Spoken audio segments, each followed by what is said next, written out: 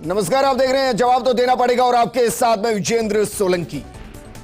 अजमेर 1992 यानी कि लगभग 31 साल पहले जो घटा वो राजस्थान के सीने पर एक नासूर जख्म है।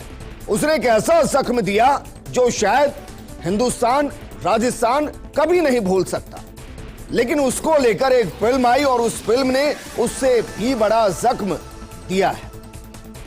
उसमें फैक्ट के साथ इस तरीके से छेड़खानी की गई कि अब समझ नहीं आ रहा कि वाकई में सच को सामने लाने की एक नाकाम कोशिश की गई या फिर सच को छुपाने की एक कामयाब कोशिश की गई। सच को गलत तरीके से दिखाने की, छवि को बर्बाद करने की नाकाम कोशिश की गई। ये सवाल इसलिए है क्योंकि अजमेर 92 में कुछ ऐसी घटनाएं घटी हैं, कुछ ऐसा फिल्मांकन किया गया जिसमें एक पत्रकार जिसने सच सामने लाने के लिए जान दी, उसको ब्लैकमेलर बताया गया। यहां तक कि जिस दौर की यह घटना है उस दौर में उस पत्रकार मदन सिंह की एक पत्नी थी, बच्चे थे, उसको बाकायदा प्रेम संबंध में दिखाया गया है।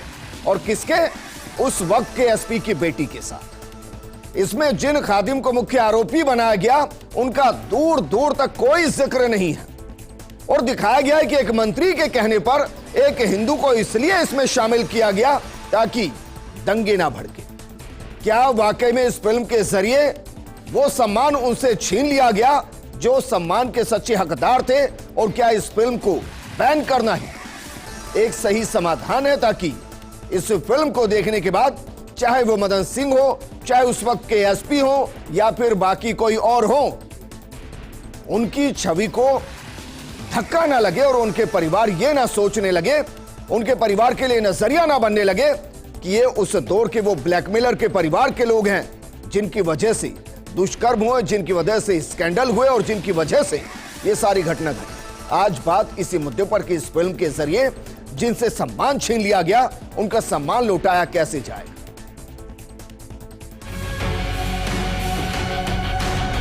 1987 से चल रहा है ये सब।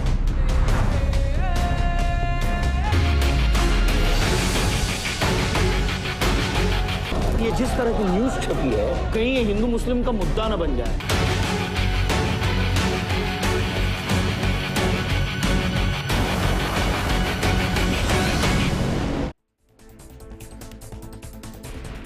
अक्सर कहा जाता है कि फिल्म या तो समाज का दर्पण होती है या फिर समाज में घटने वाली घटनाओं का भविष्य होती है।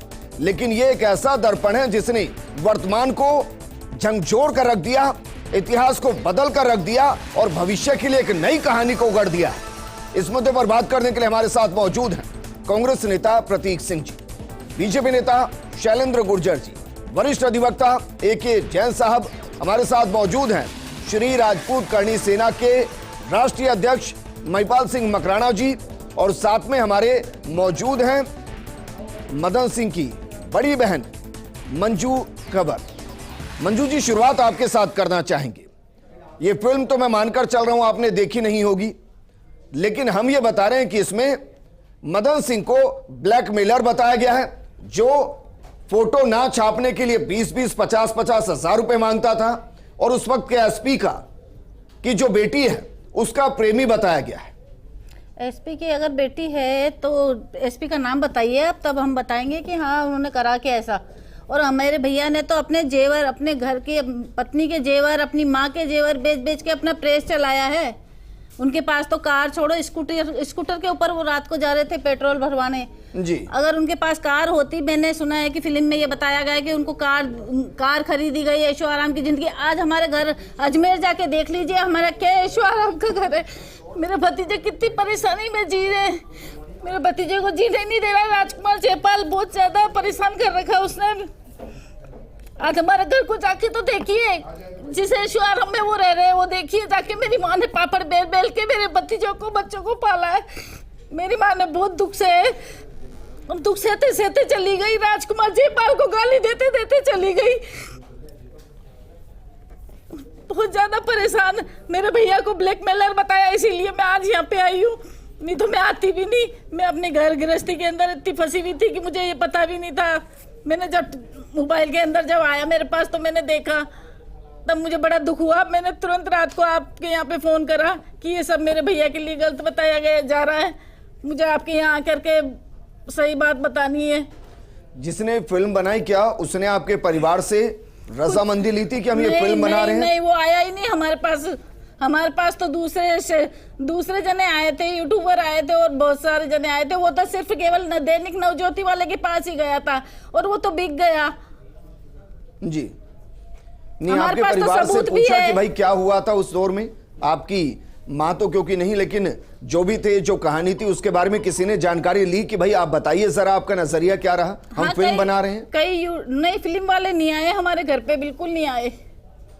तो अब क्या करेंगे? अभी तक तो आप यही इंसाफ की लड़ाई लड़ रहे थे कि आपके भाई को इंसाफ मिले, अब तो आपके भाई को पूरे तरीके से फिल्म में ही बदनाम करके रख दिया। अब क्या करेंगे? अब तो हम हॉलों पे जाकर के सब जैसे माइक लगा करके बोलना पड़ेगा, हमें इस बारे में खड़े होना ही पड़ेगा, क्योंकि मेरे भाई को बदनामी नहीं, मेरे भाई को तो सिर्फ उन लड़कियों का भाई बन के खड़ा हुआ था जिन लड़कियों के साथ कोई नहीं था, उनके संग मेरा भाई खड़ा हुआ था। मेरी माँ ने मना भी करा था कि बेटा बंद कर दे, नहीं तेरा परिवार का क्या हुआ? बोले मेरा परिवार की मेरे को परवाह नहीं है, मेरे को इन लड़कियों की परवाह है जी। जो अपने भाई। अभी डर लगता है कि जो परिवार या जो समाज आपके साथ अभी खड़ा था, इस फिल्म को जिन नए लड़कों ने देखा होगा, वो आपके परिवार की तरफ सवाल की नजर से देखेगा कि ये ब्लैकमेलर का परिवार है। देख भी रहे होंगे और कई तो बोल रहे हैं ना, कईयों को मालूम है, सब हकीकत मालूम है, खुद बोल रहे हैं कि ये फिल्म गलत दिखाई जा रही है, ये कुछ भी नहीं दिखाया गया, इसमें असलियत कुछ भी नहीं दिखाई गई है। जो कांग्रेसी लोग थे उनका कोई नाम नहीं है, कुछ नहीं है।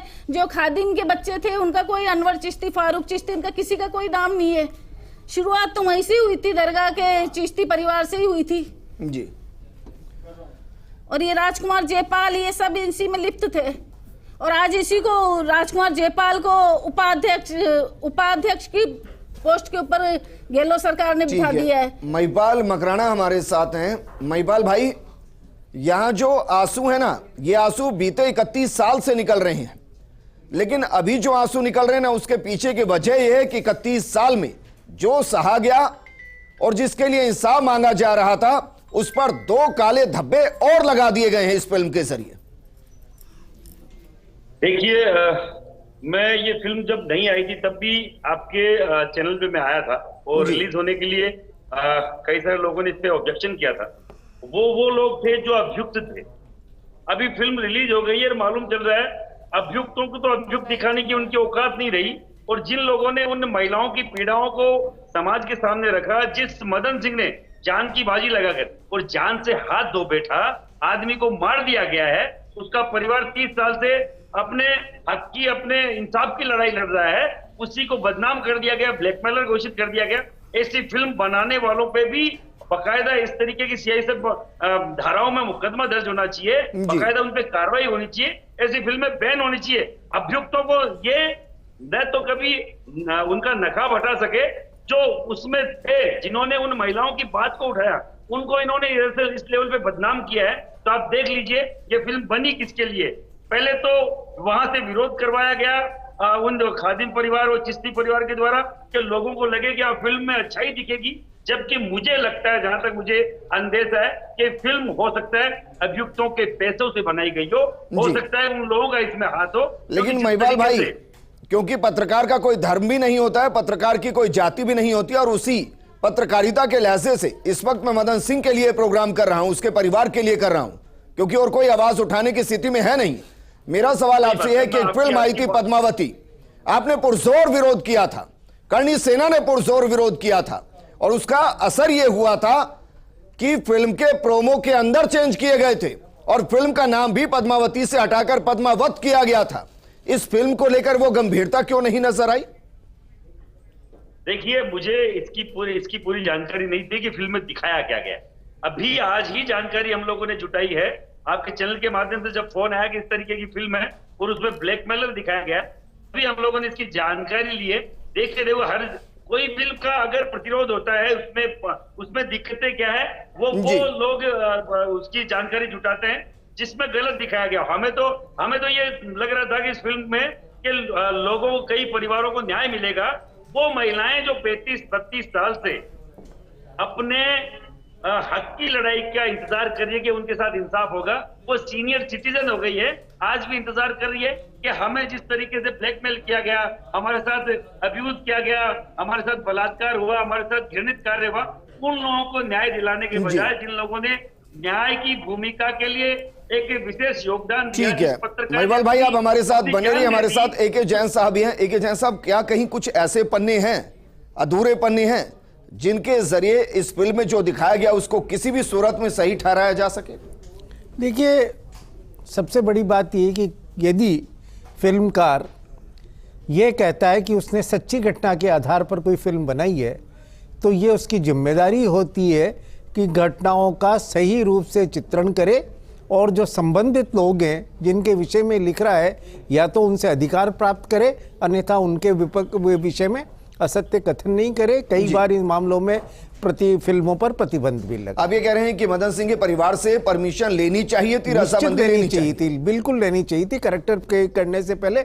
और जितने लोगों को भी यो कुछ बताना था या कुछ कहना था, तो या तो उनके परमिशन लेते या सत्य बताते। जी, आप मनगढ़ंत तरीके से स्टोरी को सच्ची घटना बताते हुए टर्न नहीं कर सकते। परंतु ऐसा लगता है कि जो सेंसर बोर्ड है वो अपनी ड्यूटीज में कहीं कहीं चूक कर रहा है। अभी थोड़े दिन पहले ही रामायण पर आधारित आदि पुरुष फिल्म बनी थी। लेकिन सर, इसमें 3 पॉइंट है जो मैं रेज करना चाह रहा हूं। पहला तो मदन सिंह का ही पॉइंट है, जिसने अपनी जान दे दी, उसको इसमें ब्लैकमेलर दिखाया गया। दूसरा, उस वक्त के लॉ एंड ऑर्डर को जो वहां संभाल रहे होंगे, जो भी एसपी रहे होंगे, उनकी बेटी का मदन सिंह के साथ अफेयर दिखा दिया गया। और तीसरी सबसे बड़ी बात, जो इसमें मुख्य अभियुक्त थे उनको पूरे तरीके से हटा दिया गया। देखिए, यही मैं कह रहा हूं कि जो सच्चाई की जगह एक झूठी कहानी रखकर रख दी गई सामने जी, और सेंसर बोर्ड ने आंख मींचकर इसको पास कर दिया।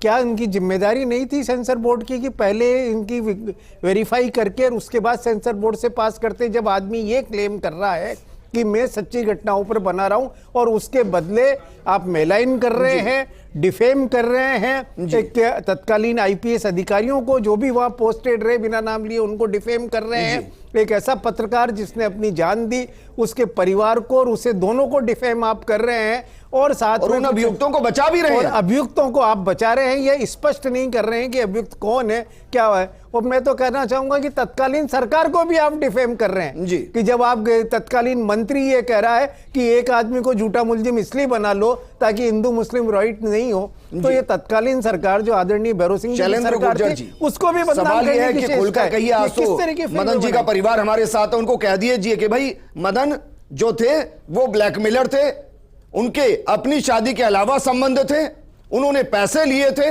आपकी सरकार के अंदर हिंदू को इसलिए जोड़ दिया गया था ताकि हिंदू मुसलमान के दंगे नहीं होते, और इसलिए हम इस फिल्म का सच लेकर आए हैं। विजेंद्र जी, शायद आपको यह प्रश्न जो फिल्म बनाई है अजमेर फाइल्स 92, उनके डायरेक्टर प्रोड्यूसर से क्वेश्चन करना चाहिए। अगर उसमें सच्ची घटना पर आधारित अगर फिल्म बन रही है और उसमें फैक्ट सही नहीं है, तोड़ मरोड़ के पेश किए गए, तो बिल्कुल भी वो बर्दाश्त योग्य नहीं है। उनका वेरिफिकेशन होना चाहिए, जांच होनी चाहिए कि क्यों खादिम परिवार, जो ख्वाजा मोइनुद्दीन चिश्ती, जिसमें इतनी पवित्र दरगाह है, जिसको सूफी संत कहते हैं, उनके परिवार, चिश्ती परिवार जो इसमें इन्वॉल्व था, पूरी सच्ची घटना है जिसको हिंदुस्तान का आदमी जानता है कि किस तरह से सबसे बड़ा सेक्स स्कैंडल हुआ था। हमारी 250 से अधिक बालिकाएं, लड़कियां, उसमें आप देखिए किस तरह से सबको पता है। मैं आज इसी मुद्दे पर मुझे बताइए, सबको पता है, तो ये जांच का विषय है। आईबी मिनिस्ट्री किसके अंडर आती है? विजेंद्र जी, बिल्कुल जांच का विषय है। जांच होनी चाहिए कि किसके दबाव में, खादिमों के दबाव में, जांच करेगा? सरकार के दबाव में, कौन करेगा? किसके दबाव में? बिल्कुल होनी चाहिए जांच कौन करेगा? आपने फैक्ट्स जो हैं पूरे हिंदुस्तान को बताए, किस तरह से हमारी बहन बेटियों की आबरू लूटी गई,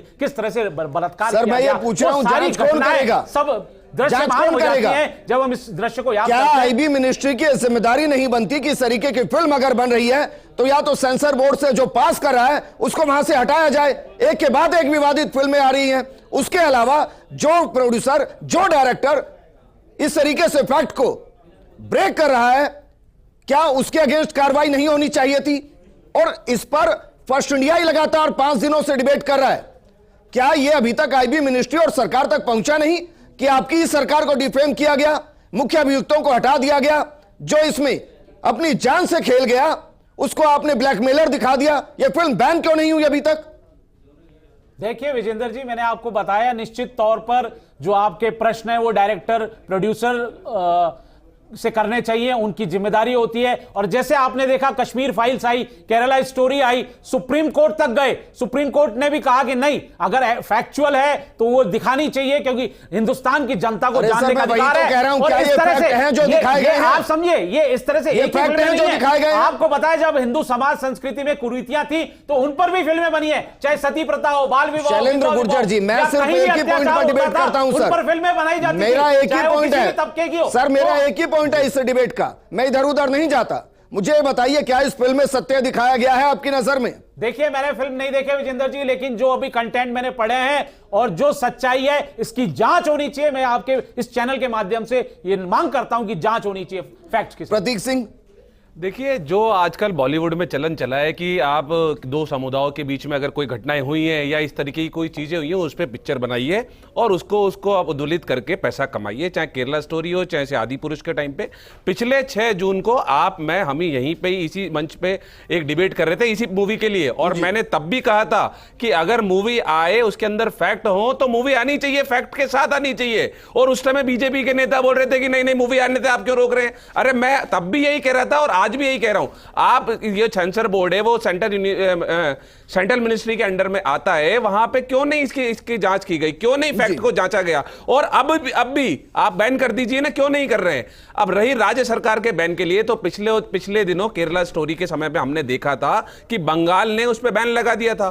तो माननीय सुप्रीम कोर्ट ने बोला था कि राज्य सरकारों को ऐसे बैन लगाने से बचना चाहिए, जो चीजें हैं जनता डिसाइड करेगी। तो इसीलिए ही राज्य सरकार ये बैन नहीं लगा रही है। सेंसर बोर्ड को आगे आकर के पूरे हिंदुस्तान पे इस मूवी को या तो बैन लगाना चाहिए। चलिए प्रतीक, मैं आपकी बात को बड़ा करता हूं, बैन मत लगाइए, इस फिल्म के अगेंस्ट तो जा सकते हैं, चाहे आईबी मिनिस्ट्री को लिखा जाए या कोर्ट को लिखा जाए, सुप्रीम कोर्ट को ही लिखा जाए कि देखिए आपने निर्देश दिए थे कि फैक्ट के साथ कोई फिल्म आ रही है, राज्य सरकारों को बैन करने से बचना चाहिए। यहां इस फिल्म के अंदर सारे फैक्ट को तोड़ दिया गया, हम इसको बैन क्यों ना करें, सुप्रीम कोर्ट बताए। विजेंद्र जी, कल ही मैंने जो अनुराग ठाकुर जी है उनको मैंने खुद ने एक चिट्ठी लिखी है इसी के लिए कि इस मूवी को बैन करना चाहिए। और मुझे बता दीजिए कि बीजेपी के जो नेता उस दिन आकर के 6 जून को ये बोल रहे थे कि नहीं मूवी आनी चाहिए, वो क्यों नहीं लेटर लिख रहे हैं? और क्या वहां पे मूक दर्शक बैठे हुए हैं कि सारे सेंसर बोर्ड वाले? हमारे राम जी को ऐसे दिखा देते हैं तो मूवी बैन नहीं करते हैं, हनुमान जी को ऐसे दिखा देते हैं तो मूवी बैन नहीं करते। अरे हमारे शासनकाल में देखिए आप रामायण आई थी, जहां उसकी भव्यता देखिए क्या थी, और इनके शासनकाल में ये आदि पुरुष आई थी, इसकी देखिए आप क्या बनाइए। तो ये बिना सोए हुए लोग हैं, इनको और कुछ ही काम में लगे हुए हैं, ये मणिपुर दबाने में लगे हुए हैं और किसी काम में लगे हुए हैं। रोकता है कि भाई कोई भी सेंसर बोर्ड से पास आ जाए, फिल्म पास हो जाए, उसको दिखा दीजिए।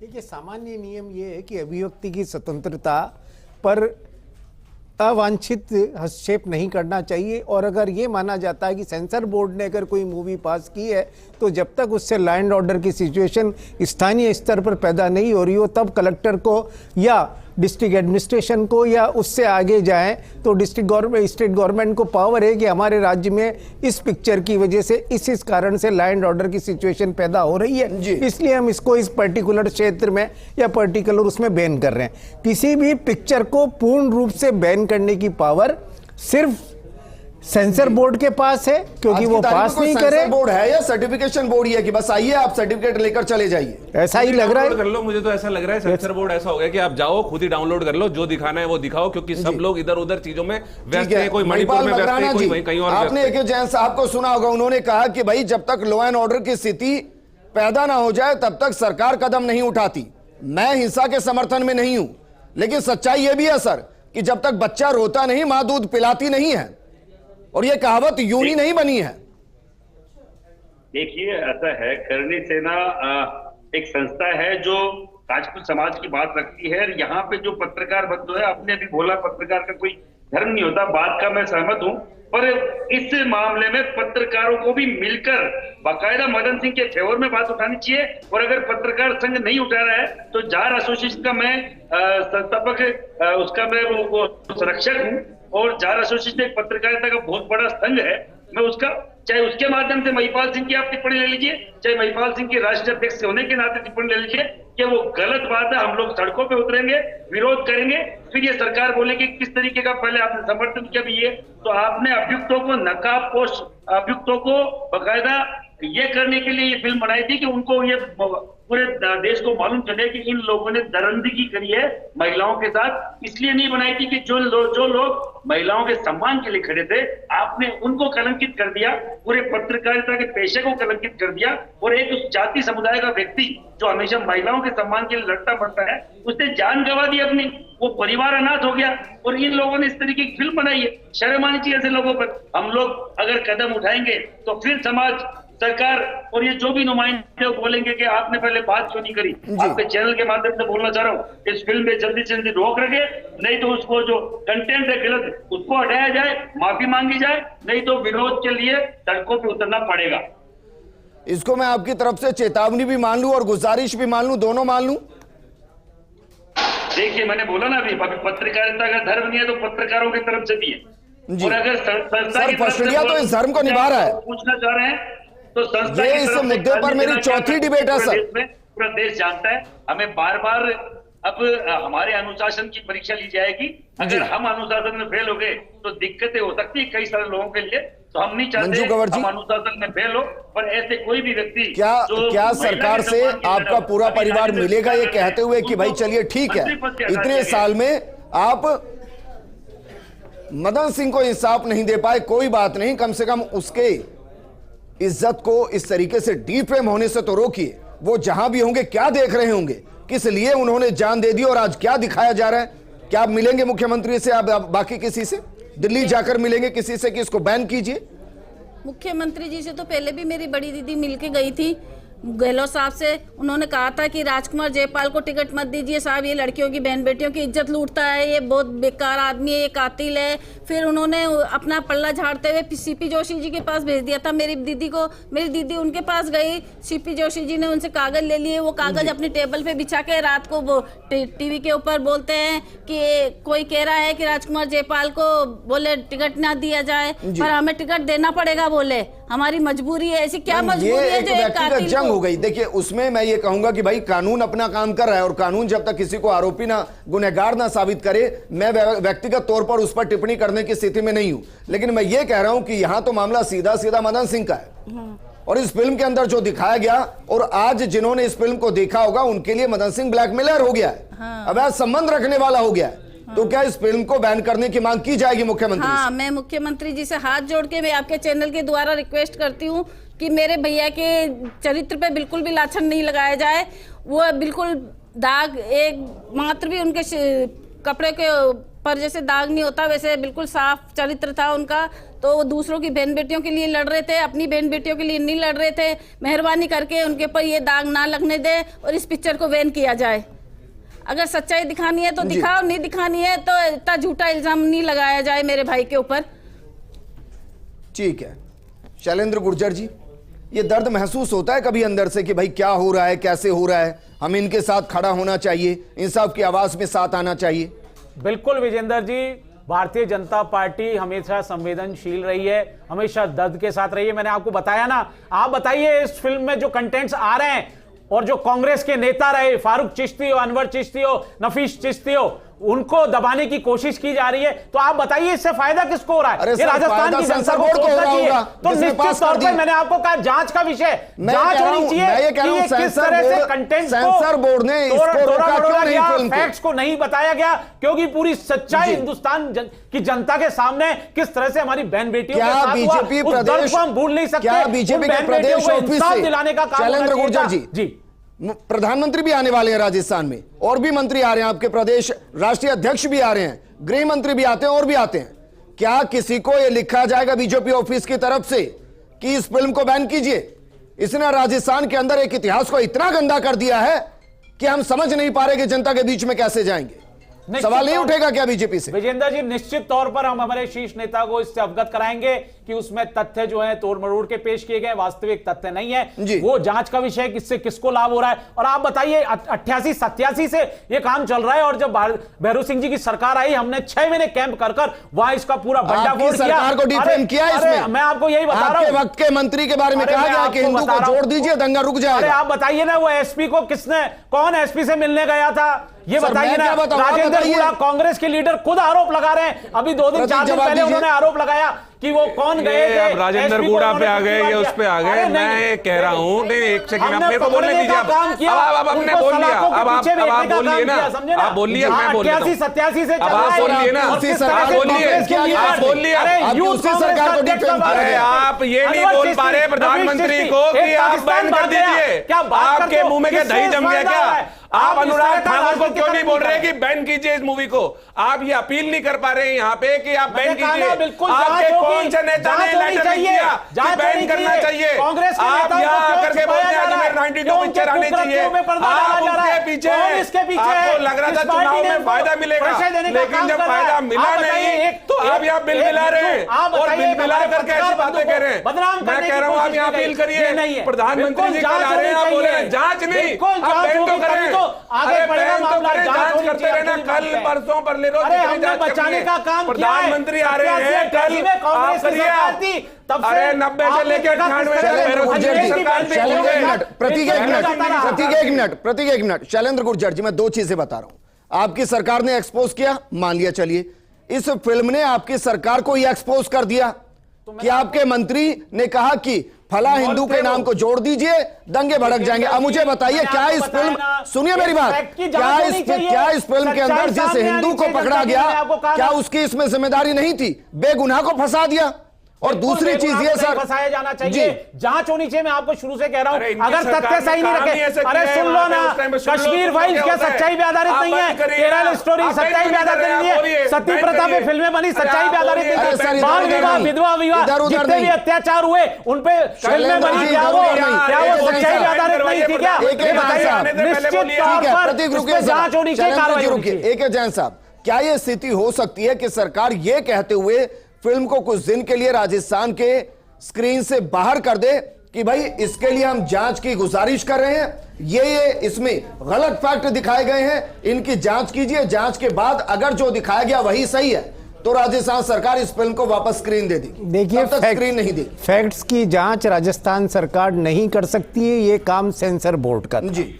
राजस्थान सरकार यदि लॉ एंड ऑर्डर की सिचुएशन बिगड़ी हुई है या दंगे भड़क रहे हैं, उसी स्थिति में इस फिल्म को बैन कर सकती है, अन्यथा राजस्थान सरकार को बैन करने की शक्तियां फिल्म को प्राप्त नहीं है। ये सेंसर बोर्ड का किया जा सकता है? नहीं, राज्य सरकार को ये पावर सारी की सारी सेंसर बोर्ड को है, ये पावर राज्य सरकारों को नहीं है। कलेक्टर को, एसडीएम को, राज्य सरकार को पावर सरकार ये लिख कर दे सकती है कि भाई इस फिल्म की समीक्षा कीजिए, इसको रोकिए, वरना हमारे राजस्थान के अंदर लॉ एंड ऑर्डर की स्थिति बिगड़ सकती है। सरकार पूछ सकती है, ये सरकार रिकमेंड कर सकती है, परंतु सरकार अपनी तरफ से फिल्म को बैन सिर्फ लॉ एंड ऑर्डर के अलावा अन्य मामलों में नहीं कर सकती। मंजू जी क्या करेंगे? मैं क्योंकि तो ये परिस्थितियां बता रही हैं कि फिल्म चलेगी, प्रधानमंत्री जी आ रहे हैं, कुछ नहीं मंजू जी होगा। को जाकर के उनसे मिलना चाहिए और उनको बोलना चाहिए कि इस मूवी को बैन कराइए, क्योंकि सेंसर बोर्ड उन्हीं के अंडर में आता है। तो मेरी तो प्रार्थना है मंजू जी आप जाइए प्लीज और प्रधानमंत्री जी से मिलिए और उनको बोलिए कि मूवी को बैन कराया जाए। मंजू जी, प्रधानमंत्री जी से भी मेरी रिक्वेस्ट है और गहलोत साहब से भी, राज्य सरकार से भी मेरी रिक्वेस्ट है और केंद्र सरकार से भी मेरी रिक्वेस्ट है कि इस पिक्चर को जल्द से जल्द बैन कराया जाए, क्योंकि मेरे भाई की छवि को बिगाड़ रहे हैं ये लोग। पिक्चर के जरिए इन्होंने तो पैसे खा लिए लेकर के, क्योंकि मैंने सुना है कि रघु शर्मा जी 15 दिन के लिए बम्बई गए थे। रघु शर्मा जी क्या करने गए थे? रघु शर्मा जी क्या करने गए थे 15 दिन के लिए? आप किसी नेता का नाम नहीं लीजिए। हाँ बिल्कुल, मेरे पास सबूत है। नहीं लीजिए, आप किसी का नाम नहीं लीजिए। रघु शर्मा जी अरे तथ्य तो बता रहे हैं, और क्या कांग्रेस के लीडर ही थे? सेंसर बोर्ड में हम बैठे क्या? सेंसर बोर्ड में हम बैठे, सेंसर बोर्ड में हम बैठे क्या? आप बैठो सेंसर बोर्ड में, आपकी सरकार विफल रही पकड़ने में, आपकी सरकार विफल रही। शैलेंद्र गुर्जर जी, उन्होंने शोषण किया हमारी महिलाओं का। शैलेंद्र गुर्जर जी, अब सवाल किससे कर रहे हैं? सर आप ही सत्ता में हैं। कह रहा हूं बीच में ना बोले। अरे सर आप ही सत्ता में है, सेंसर बोर्ड आपके ही अधीन है, प्रतीक के अधीन नहीं है सेंसर बोर्ड। देखिए सर, आप तो टोक रहे हो। महिपाल जी, अरे मुख्यमंत्री महिपाल जी, सर मुझे बहुत फर्क नहीं पड़ रहा। महिपाल जी, मुझे किसी चीज से फर्क नहीं पड़ रहा, लेकिन इस बात से फर्क पड़ रहा है कि अगर मदन सिंह को आने वाला युवा एक ऐसे पत्रकार के तौर पर जाने जिसने ब्लैकमेल किया, जिसने उन लड़कियों के फोटो छापने और छुपाने के लिए 20,000 से 50,000 मांगे, जिसने ब्लैकमेल के जरिए इतना पैसा कमाया कि वो गाड़ियों में घुमा, आलीशान जिंदगी जी, क्योंकि फिल्म यही बता रही है उनका घर परिवार, मुझे इससे आपत्ति है कि आज का युवा इस चीज को देखे और उस झूठ को स्वीकार करे। उनके घर में जाके देखे सर कि कितनी गाड़ियां उनके घर में कितने ऐशो आराम के सामान है। उन पे जब अटैक हुआ अंतिम समय में तब उनके पास स्कूटर था जी। पूरा देश जाता है, स्कूटर पे जा रहे थे, पेट्रोल डलवाने जा रहे थे और स्कूटर पे अटैक हुआ, स्कूटर के टक्कर। आज भी उनके बेटे के पास स्कूटर है, आज भी उनके बेटे के पास स्कूटर है। कोई गाड़ी नहीं है। फोर व्हीलर की बकवास कर रहे हैं कोई फिल्म वाला, जिसके घर में आज तक फोर व्हीलर आया ही नहीं है। किस तरीके का झूठ परोसा जा रहा है। मैं चाहता हूं इसकी बाकायदा जांच हो, सेंसर बोर्ड इसको बैन करे और बीजेपी के पदाधिकारी साहब विराजमान है, मैं उनको बोलना चाह रहा हूँ, ये बात ये महिला नहीं उठा पाएगी वहाँ। गाड़ी तो उनके पास है सर, गाड़ियाँ, आप महिलाओं को, इस परिवार को, प्रदेश अध्यक्ष को, राष्ट्रीय अध्यक्ष तक पहुंचाइए, जो इसकी बात को रखी जा सके और ऐसी फिल्मों को बैन लगे। जो इंसाफ की लड़ाई लड़ रहा है उसको अभियुक्त बना दिया आप लोगों ने। इस तरीके का ये दोहरा चरित्र है। आपके चैनल के माध्यम से आज जोड़ के निवेदन है, नहीं तो सड़कों पे आएगी करनी चाहिए। मैं इस परिवार के बारे में एक और चीज सोच रहा हूं महिपाल जी। पहले तो मदन सिंह की जान चली गई इंसाफ के लिए, उसके बाद पूरे परिवार को प्रताड़ित किया गया, फिर जो छोटे छोटे बच्चे थे 7 साल और 11 साल के, जो अर्थी के आगे चल रहे थे, उन्होंने बदला लेने की कोशिश की। क्योंकि मैं सीधा तो नहीं कह पाऊंगा कानून ने इंसाफ नहीं दिया, लेकिन उनको लगा कि कानून ने इंसाफ नहीं दिया। वो दोनों जुर्म की दुनिया में चले गए। उनमें से एक जेल में, एक इस वक्त भाग चुका है कहीं, उसको पुलिस ढूंढ रही है। मैं कह रहा हूं इस फिल्म के बाद अगर उनमें से कोई उस डायरेक्टर प्रोड्यूसर पर भी हमला कर दे तो क्या उनको गुनहगार माना जाए, जिनके बाप को ब्लैकमेलर बता दिया गया? धर्म प्रताप पे तो बिल्कुल झूठा इल्जाम लगाया गया। वो तो पाँव से लाचार है, वो चला भी नहीं जाता उससे। आने वाले दिनों में इस तरीके का कुछ हो जाए, हम नहीं चाहते भगवान ऐसा कुछ हो, पर केवल निवेदन है आपके चैनल के माध्यम से मैं उन हुक्मरान को बोलना चाह रहा हूँ, ऐसे परिवारों को आपने उस दलदल में भेज दिया है जो परिवार कहीं ना कहीं बहुत इज्जत से एक प्रतिष्ठित पत्रकार का परिवार हुआ करता था, उसको आपने ब्लैकमेल घोषित कर दिया। उनके बच्चे कहीं ना कहीं अपराध की दुनिया में चले गए। मैं सरकारों से, मैं आपके प्रशासन से, आपके चैनल के माध्यम से बोलना चाह रहा हूँ, इस परिवार के साथ न्याय हो और बाकायदा उसको सम्मान वो वापस मिले जिसका वो हकदार था। महिपाल जी शुक्रिया। हम चाहेंगे कि भाई आप भी एक बड़ी जिम्मेदार भूमिका इस पूरे केस के अंदर निभाएं और इस डिबेट तक ये मुद्दा ना रह जाए। मंजू जी, आपके आंसुओं को इंसाफ मिलना चाहिए, हम ये उम्मीद करते हैं।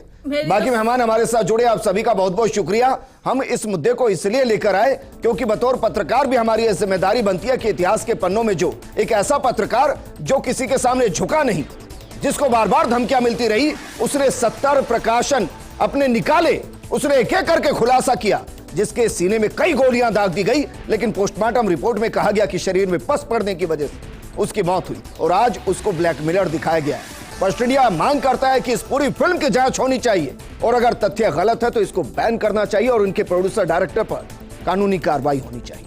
इस प्रोग्राम में फिलहाल इतना ही, लेकिन